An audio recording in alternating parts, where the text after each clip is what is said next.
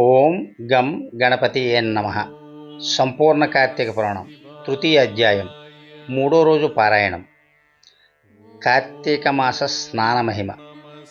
జనక మహారాజా, కార్తీక మాసమున ఏ ఒక్క చిన్న దానం చేసేను అతి గొప్ప ప్రభావం కలదై వారికి సకల ఐశ్వర్యములు కలుగుటయే కాక మరణాంతరము వారు శివసాన్నిధ్యము చేరుదురు.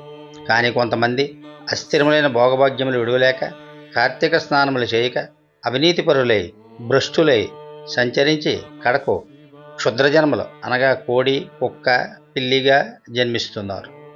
అధమము కార్తీక మాస శుక్ల పౌర్ణమి రోజునైనను స్నాన దాన జప తపాదులు చేయకపోవటం వలన అనేక చండాలాది జన్మలెత్తి కడకు బ్రహ్మరాక్షసిగా పుట్టుచున్నారు. దీని గురించి నాకు తెలిసిన ఒక కథ చెబుతాను, వినుము.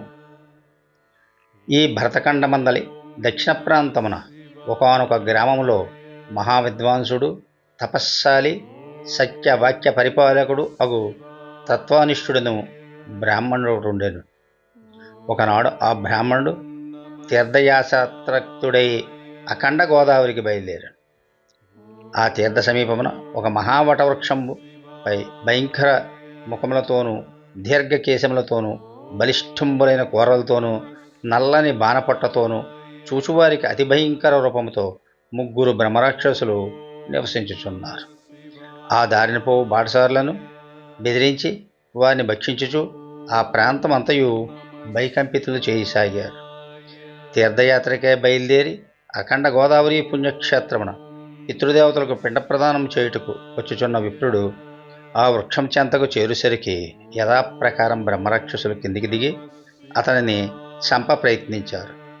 ఆ సమయంలో ఆ బ్రాహ్మణుడు భయంకర రూపములను చూచి గజగజ వణుకుచు ఏమీ తోచక నారాయణ స్తోత్రం బిగ్గరగా పఠించాను. ప్రభు, ఆర్తత్రాణపరాయణ, అనాథరక్షక, ఆపదలో ఉన్న గజేంద్రుని, నిండు సభలో అవమానాల పాలైన మహాసాధ్వి ద్రౌపదిని, బాలుడుకు ప్రహ్లాదుని రక్షించిన విధముగా ఈ పిశాచముల బారి నుండి నన్ను రక్షించు తండ్రి అని వేడుకొన్నాడు. ఆ ప్రార్థనలు విన్న బ్రహ్మరాక్షసులకు జ్ఞానోదయం కలిగి, మహానుభావ, మీ నోటి నుండి వచ్చిన శ్రీమన్నారాయణ స్తుతి విని మాకు జ్ఞానోదయం అయినది, మమ్ము రక్షింపము అని ప్రాధేయపడ్డారు. వారి మాటలకు ఇప్పుడు ధైర్యం తెచ్చుకొని, మీరు ఎవరో, ఎందుకు ఈ రాక్షస రూపం కలిగాను, మీ వృత్తాంతం చెప్పండి అని పలుకగా, వారు విపరీతంగా బాధపడుతూ, మీరు పూజ్యులు, ధర్మాత్ములు, వ్రతనిష్టాపరులు, మీ దర్శన భాగ్యం వలన మాకు పూర్వజన్మందలి కొంత జ్ఞానము కలిగినది, ఇక నుండి మీకు మా వలన ఏ ఆపద కలగదు అని అభయమిచ్చారు. చింతించకండి, అసలు మీరు ఎందుకు ఈ రాక్షస రూపం పొందారు చెప్పండి అని అడుగగా, అందుకు బ్రహ్మరాక్షసుడు తన వృత్తాంతమని చెప్పాను. నాది ద్రావిడ దేశం, బ్రాహ్మణుడిని, నేను మహాపండితుడిని అనే గర్వము కలదు. న్యాయాన్యాయ విచక్షణాలు అని పశువు వలె ప్రవర్తించాను. బాటసారుల వద్ద, అమాయకపు గ్రామస్తుల వద్ద దౌర్జన్యంగా ధనం లాక్కొనుచు దుర్వ్యసనాలతో లోనై భార్యాపుత్రాదులను బాధపెట్టి పండితులను అవమానపరచుచు లోకకంటకుడిగా మారాను. ఇట్లుండగా ఒకానొక పండితుడు కార్తీక మాస వ్రతమును యథావిధిగా ఆచరించి భూతతృప్తి కొరకు బ్రాహ్మణ సమారాధన చేయు తలంపుతో పదార్థ సంపద నిమిత్తము దగ్గర ఉన్న నగరమునకు బయలుదేరి తిరుగు ప్రయాణంలో మా ఇంటికి అతిథిగా వచ్చాను. వచ్చిన పండితుని నేను దూషించి కొట్టి అతని వద్దనున్న ధనము, వస్తువులు తీసుకొని ఇంటి నుంచి గెంటేశాను. అందులోగా విప్రుడు కోపంతో, ఓరి నీచుడా, అన్యాక్రాంతముగా డబ్బు కూడబెట్టినది చాలక మంచి చెడ్డలు తెలియగా తోటి బ్రాహ్మణుని కూడా ఆలోచించక కొట్టి తిట్టి వస్తు సామగ్రిని దోచుకుంటావా, నీవు రాక్షసుడివై నరభక్షకుడిగా నిర్మానుష ప్రదేశంలో సంచరించుగాక అని శపించుడిచే నాకు ఈ రూపం కలిగింది అని చెప్పినాడు. బ్రహ్మాస్త్రమునైనను తప్పించుకొనవచ్చు కానీ బ్రాహ్మణ శాపమును తప్పించలేము కదా, నా అపరాధము క్షమింపమని ప్రార్థించింది. అందుకు అతడు దయతలిచి, ఓ ఈ గోదావరి క్షేత్రమందు వటవృక్షము గలదు, నీవు అతడు నివసించు. ఏ బ్రాహ్మణుడు కార్తీక వ్రతమాచరించి పుణ్యపరము సంపాదించి ఉండునో ఆ బ్రాహ్మణుని వలన పునర్జన్మ పొందుదువుగాక అని చెప్పి వెడలిపోయాను. ఆనాటి నుంచి నేను ఈ రాక్షస రూపమున నరభక్షణ చేయుచుండేది. కాన ఓ విప్రోత్తమ, నన్ను నా కుటుంబం వారిని రక్షింపము అని మొదట రాక్షసుడు తన వృత్తాంతమని చెప్పాను.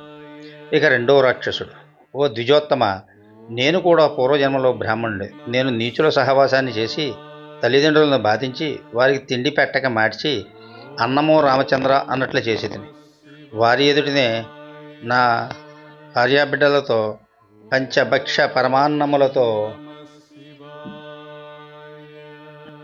భుజించి తిని నేను ఎట్టి దాన ధర్మములు చేసి ఎరుగను.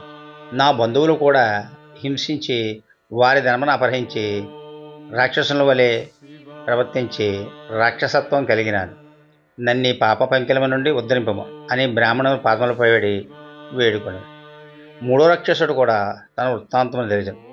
ఓ మహాశయ్య, నేను ఒక సంపన్న కుటుంబంలో పుట్టిన బ్రాహ్మణుడు. నేను విష్ణు ఆలయంలో అర్చకునిగా ఉంటుంది. స్నానమేను చేయక కట్టుబట్టలతో దేవాలయంలో తిరుగుచుండేటి వాడను. భగవంతునికి ధూప దీప నైవేద్యములను సమర్పించక భక్తులు కొని తెచ్చిన సంభారములను నా ఉంపుడుగత్తికి అందజేయుచు మధ్య మాంసములు చేయించుచు పాపకార్యములు చేసి తిని నా ఈ మరణాంతరము ఈ రూపం ధరించి తిని కావున నాకు పాప విముక్తిని ప్రసాదింపము అని ప్రార్థించాను. ఓ జనక మహారాజా, తపోనిష్ఠుడు ఆ విప్రుడు పిశాచముల దినాపమును ఆలకించి, ఓ బ్రహ్మరాక్షసులారా, భయపడకుడు. మీరు పూర్వజన్మలో చేసిన ఘోర కృత్యముల వలన మీకు ఈ రూపం కలిగిన నా వెంట రండి, మీకు ముక్తిని కలిగింతును అని వారిని ఓదార్చి తనతో తీసుకుని పోయాను.